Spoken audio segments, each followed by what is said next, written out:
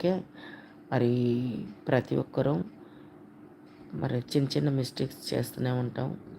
పొ మరి పొద్దున్నే లేచిన దగ్గర నుంచి మరి ఇంటితోని, భర్తతోని, పిల్లలతోని మరి ఆడవాళ్ళు సహనంగా, ఓర్పుగా ఉంటారు కాబట్టి వాళ్ళు దేవతలతో పోలుస్తారు.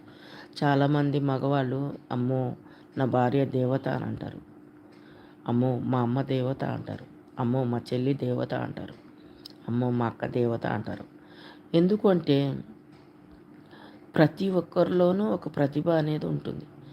దేవుడు మనల్ని ఆడవాళ్ళని దేవతలతో పోల్చారు అంటే మనకెంతో సహన గుణం ఉందని, మరి ఎంతో ప్రేమగల విషయాలు మాట్లాడతారని, అందరినీ ప్రేమించి అభిమానిస్తారని దేవుడు మనకెంతో శక్తినిచ్చాడు. దానివల్ల మనం ఎంతో అభిమానంగా, ప్రేమగా